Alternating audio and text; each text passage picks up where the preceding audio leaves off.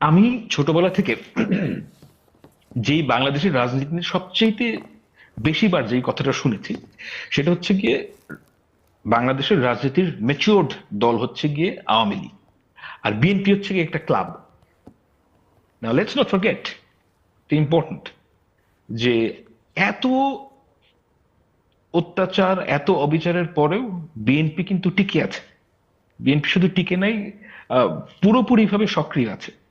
আর বাংলাদেশের ইতিহাসের সবচাইতে ম্যাচিওর দলটা সুটকেস গুছিয়ে হেলিকপ্টার করে পালিয়ে গিয়েছে। এটা হচ্ছে গিয়ে রিয়ালিটি। এবং এই রিয়ালিটির জন্য আমি একটা কথা সবসময় মনে করি, এটা আমার ব্যক্তিগত অনুমান। আমি কিন্তু চাই বিএনপির মতন, আচ্ছা বিএনপির কথা না, আমি চাই যে ক্লাব ভিত্তিক রাজনীতিটাই থাকুক। By that what I mean, যে যখন